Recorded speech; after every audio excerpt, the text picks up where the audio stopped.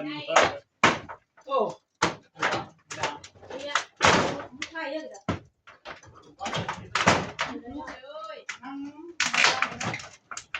ตามเลยตามมันไอ้ต้นปลายได้นิดได้ไม่มันนั่นได้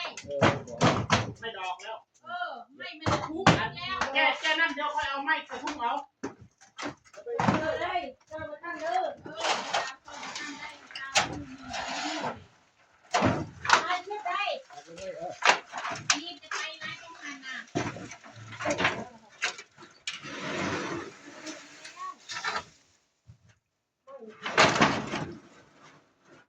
ไปเลยไปแล้วไงโอ้ตรงไหน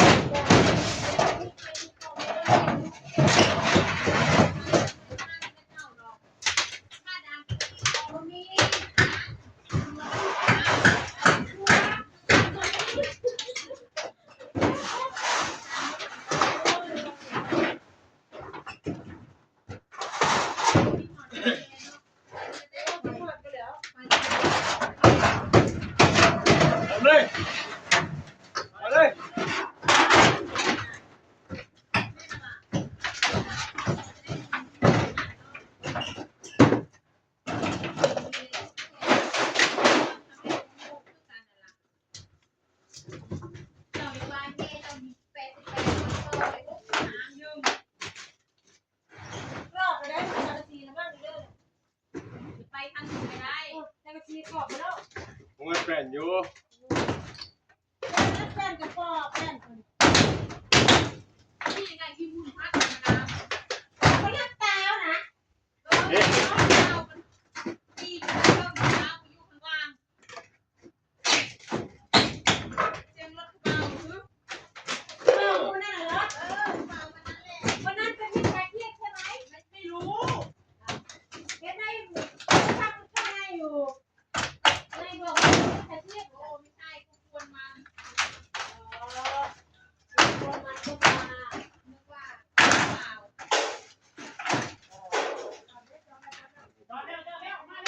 มันมาแล้ว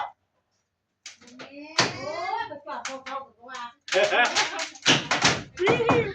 เอามันบ่เจ้าทำมันอยู่บ่ตักคือกันอยู่บ่เลยว่ะ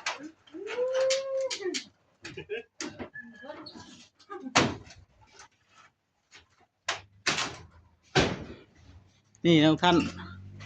ไม่คิดไม่ฝันว่าจะได้หลังคาใหม่ มันถูกมาแล้วจนแป้งเลยนะ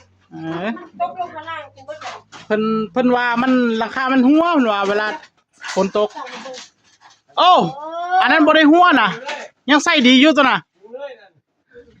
แป้งไปแล้ว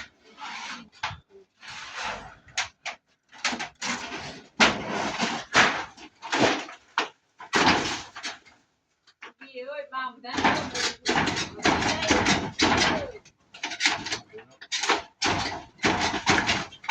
อันไหน เลยนิดนึง อีกนิด พอ ปู แล้ว มันคาอยู่ พอใกล้ๆนี่ ๆเจ็บเยื่อได้ ไม่สินะแม่ดิจุดเจือเฮ้ยซอยประท่านได้คือเต้นตลอดเวลาแท้เจ้าดิ มันไปได้ไหนลูกหมูบ่ ย่ามันพังลงมาแบบเนี้ยเบ้อ เออ จุดเจือ จะได้หาเมียให้เราอีกแล้วบัดนี้ให้หาคนดูแลให้เราอีกยากเฮาอีกบัดนี้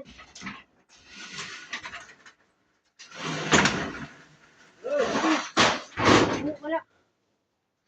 โอ้แม่งเกาะอันเกาะกบนะเอาลงมาแน่น่ะ